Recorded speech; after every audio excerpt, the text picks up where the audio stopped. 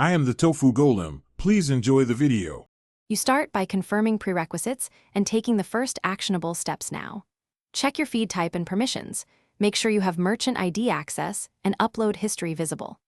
Once done, open the Diagnostics tab and filter by missing inventory to target items quickly.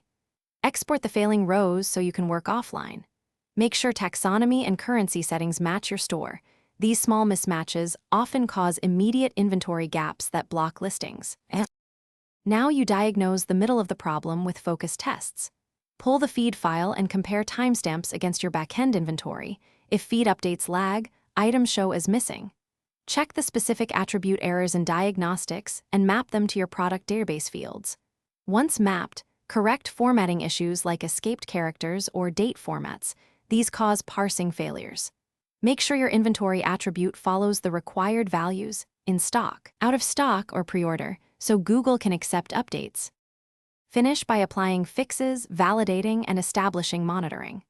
Update inventory values at the source, then reupload the feed or push the API batch. Test uploads first to confirm parsing. Once Google processes the feed, review diagnostics for residual errors and correct any remaining attribute mismatches.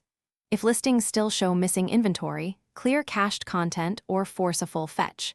Troubleshooting tip: if errors persist, isolate one product.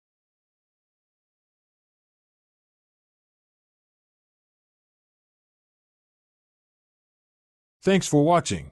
Consider subscribing if we helped you today.